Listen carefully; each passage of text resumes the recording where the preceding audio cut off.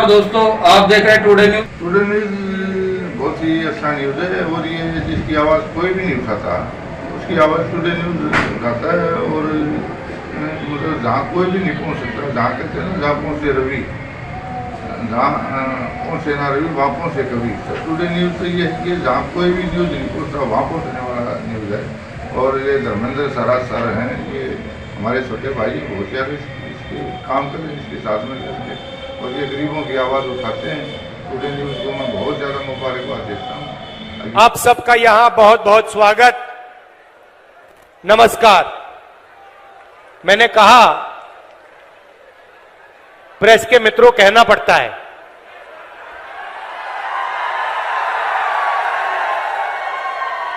मगर ये है नहीं मित्र,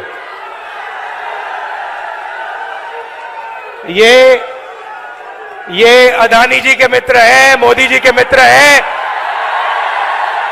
अरबपतियों के मित्र हैं, किसानों के मित्र नहीं हैं, मजदूरों के नहीं हैं, छोटे व्यापारियों के नहीं हैं। अब ये जो बेचारे यहां आपके साथ गर्मी में भीड़ में खड़े हैं, कैमरामैन, छोटे छोटे रिपोर्टर, इनकी गलती नहीं है। इनको कमाई करनी है, सैलरी लेनी है, तो जो इनको ऊपर से कहा जाता है वो कर देते हैं। मगर इनके मालिक, इनके बड़े बड़े एंकर्स, ये सारे नरेंद्र मोदी जी के मित्र हैं। भाई और बहनों, मैं 4000 किलोमीटर चला, कन्याकुमारी से कश्मीर, हरियाणा से निकला। रास्ते पे सब ने कहा मुद्दे बेरोजगारी, महंगाई और किसान।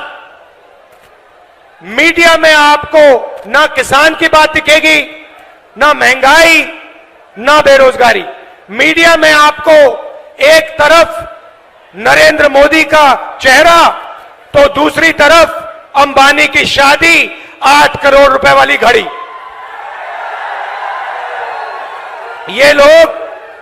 ये लोग सच्चे मुद्दे नहीं उठाते हैं, ये 2-3 अरबपतियों के काम करते हैं।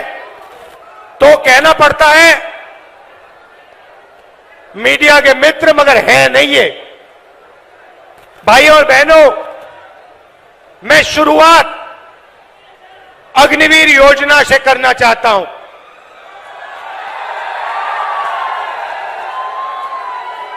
हिंदुस्तान के बॉर्डर की रक्षा हरियाणा के युवा करते हैं, बाकी प्रदेशों के युवा करते हैं। दिल में, खून में, डीएनए में देशभक्ति है आपकी। और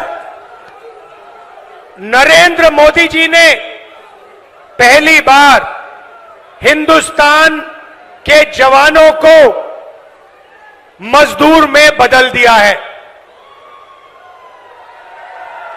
मजदूर में बदल दिया है। कहते हैं कि 2 तरीके के शहीद होंगे,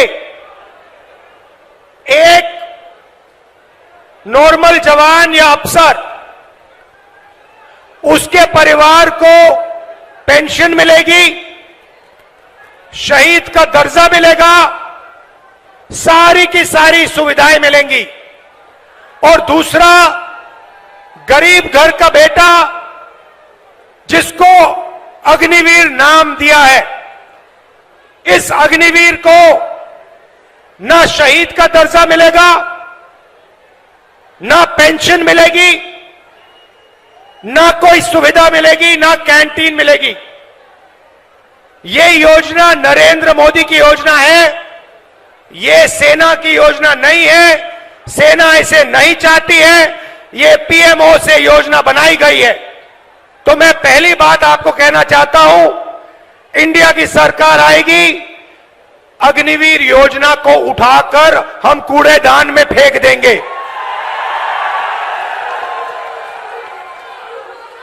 अगर शहीद होगा, अगर हरियाणा का युवा शहीद होगा, अगर हरियाणा का युवा शहीद होगा, चाहे वो कोई भी हो, एक ही तरीके के शहीद होंगे, सारी की सारी फैसिलिटीज सबको मिलेंगी। हिंदुस्तान की सरकार सबकी रक्षा करेगी। पेंशन सबके परिवारों को मिलेगी। शहीद का दर्जा सबको मिलेगा।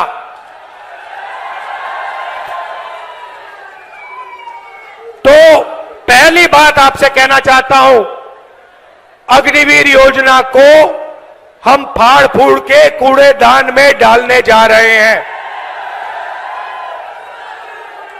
दूसरी बात, मैंने जय जवान की बात की, अब मैं जय किसान की बात करना चाहता हूं।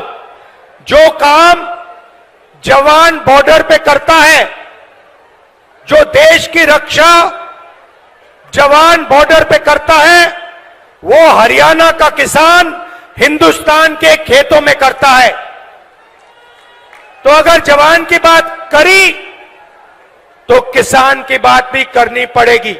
नरेंद्र मोदी जी ने जो आपका था वो छीना। 3 काले कानून लाए। हम जमीन अधिग्रहण बिल लाए थे आपके लिए, आपकी जमीन की रक्षा करने के लिए, आपको जमीन के सही दाम दिलाने के लिए। नरेंद्र मोदी जी ने अरबपतियों की मदद करने के लिए जमीन अधिग्रहण बिल को खत्म किया। उसके बाद 3 काले कानून आए। हिंदुस्तान के किसान, हरियाणा के किसान, पंजाब के किसान, महाराष्ट्र के किसान, कर्नाटक, तमिलनाडु के किसान सड़क पे आ गए और नरेंद्र मोदी को पीछे हटना पड़ा। नरेंद्र मोदी जी ने 22 अरबपतियों का 16 लाख करोड़ रुपया कर्जा माफ किया है। आप सोचिए, हमने यूपीए के समय कर्जा माफ किया था। अगर आप उतना ही पैसा 24 बार 24 सालों के लिए माफ करो, उतना पैसा नरेंद्र मोदी जी ने 22 अरबपतियों का माफ किया है। यह आपका हिंदुस्तान के किसानों का अपमान है। और जब हिंदुस्तान का किसान नरेंद्र मोदी जी से, बीजेपी से कर्जा माफी मांगता है तो नरेंद्र मोदी खुल के कहते हैं कि किसानों का कर्जा माफ नहीं होगा, कर्जा माफ करने से किसानों की आदत बिगड़ती है। तो अब सवाल उठता है, ये कांग्रेस पार्टी क्या करेगी? मैं 2 चीजें आज आपको बताता हूं। किसानों की बात कर दी, मगर एक हम ऐतिहासिक काम जो आपको हिला के रख देगा, हरियाणा के महिलाओं को, गरीब परिवारों को ये हिला देगा। आप सपना भी नहीं देख सकते। उस सपने को हम 4 जून को पूरा करने जा रहे हैं। अब आप सोचिए, हरियाणा के सारे गरीब परिवारों की लिस्ट बनेगी। हर जात, हर धर्म के लोग, हर जात के लोग, किसान के परिवार, मजदूर के परिवार, बेरोजगार युवाओं के परिवार, जो भी गरीब है, जिनको नरेंद्र मोदी ने गरीब बनाया, उनकी लिस्ट बनेगी। हरियाणा में भैया, मैं राजा नहीं हूं भैया, राजा मोदी जी हैं।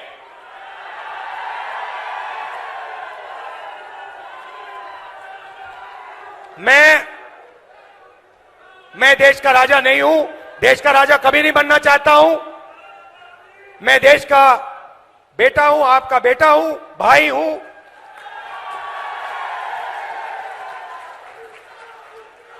राजा मोदी जी हैं।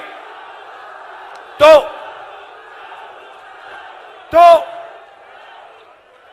हरियाणा में करोड़ों लोगों की लिस्ट बनेगी, हर प्रदेश में बनेगी।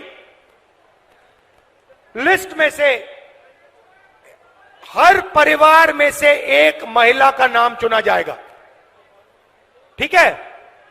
उसके बाद 4 जून को इंडिया सरकार बनेगी। 4 जुलाई को काम शुरू होगा। 4 जुलाई को हरियाणा में करोड़ों लोग जगेंगे। अपने बैंक अकाउंट को करोड़ों महिलाएं चेक करेंगी और 4 जुलाई बैंक अकाउंट के अंदर 8,500 रुपए हर महिला के बैंक अकाउंट में मिलेगा। अब आप कहोगे तो क्या हुआ? 8,500 रुपए डाल दिए जुलाई में, तो क्या हुआ? अगस्त में 8,500 रुपए, सितंबर में 8,500, अक्टूबर, नवंबर, दिसंबर, जनवरी, फरवरी, मार्च, अप्रैल, मई, जून, जुलाई, खटाखट अंदर। ऐसा झटका लगा नरेंद्र मोदी को, अब अपने भाषण में बोल रहे खटाखट।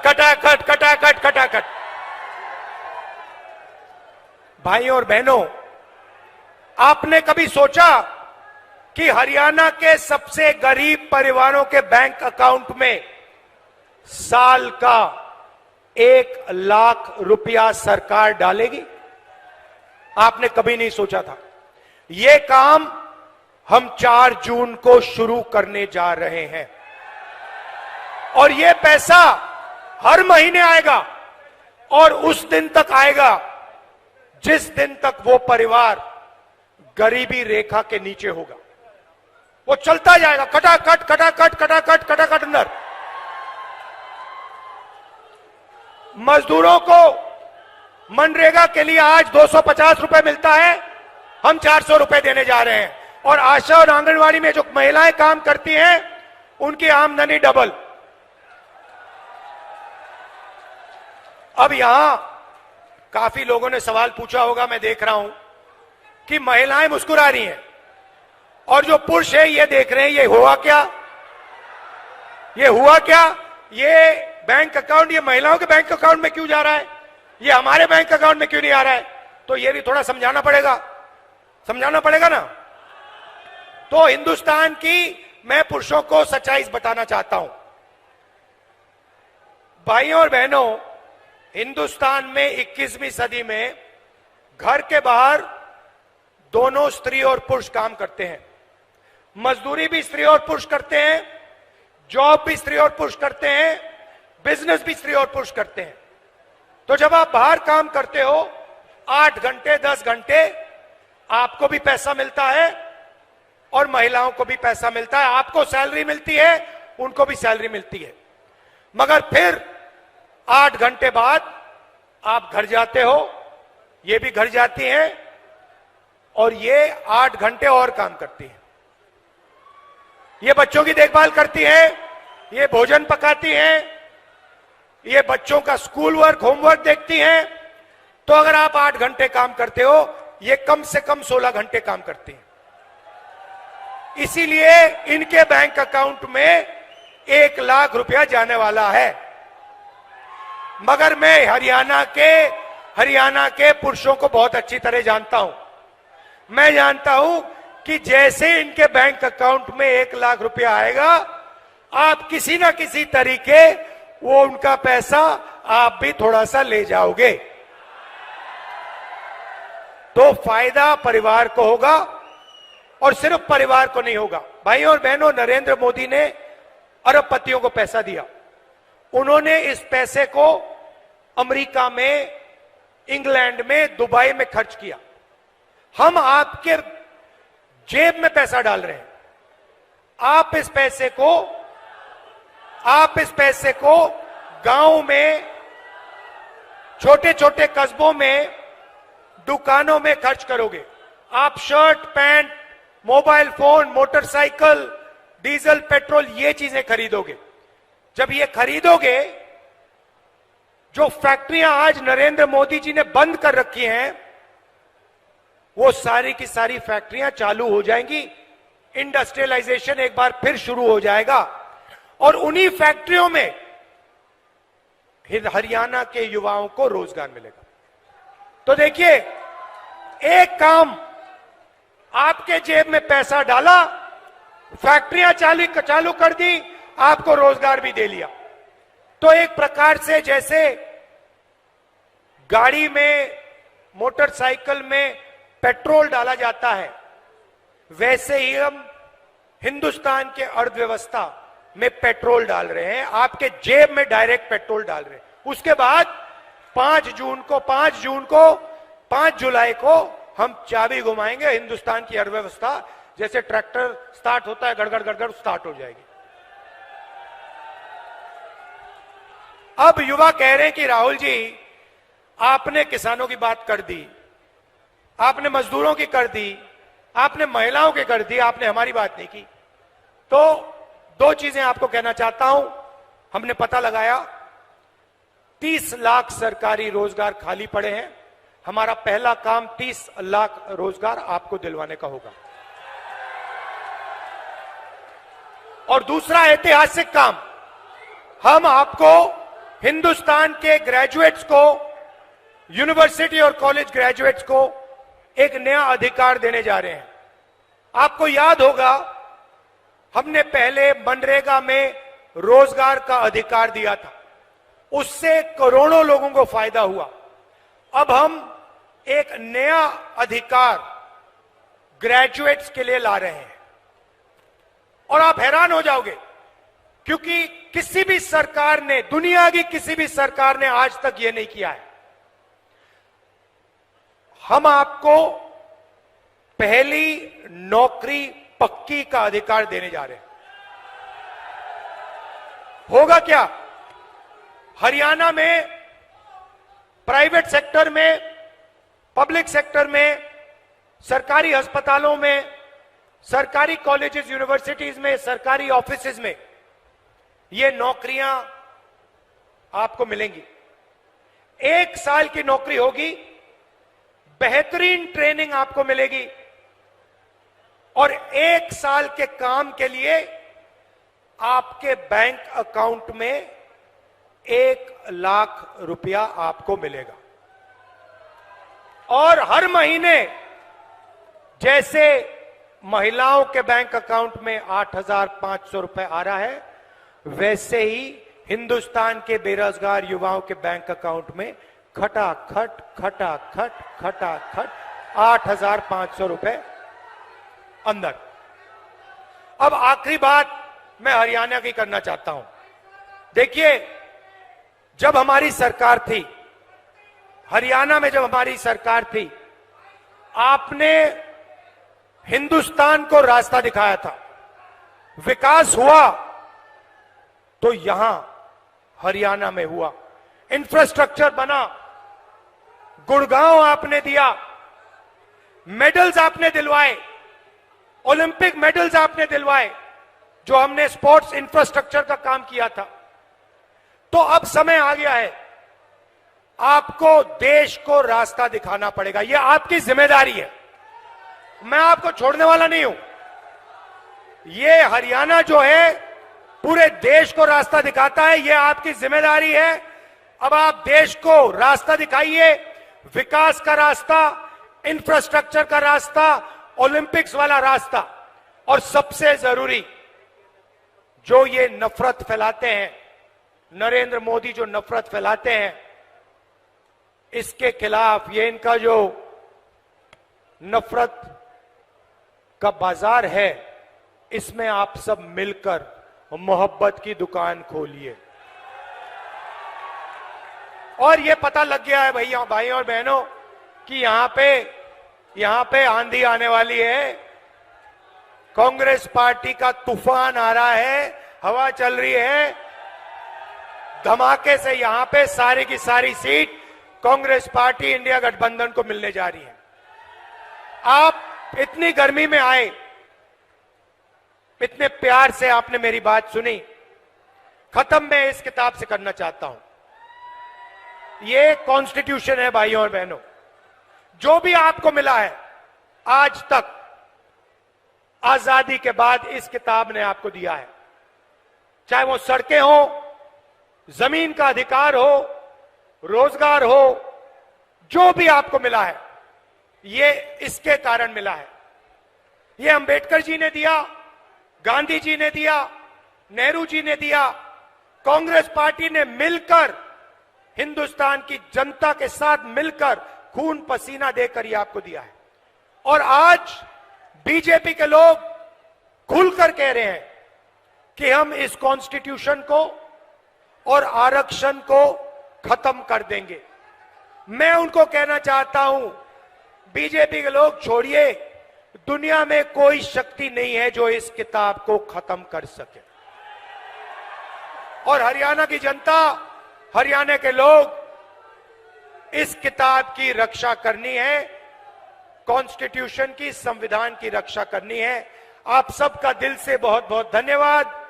नमस्कार, जय हिंद, जय हरियाणा।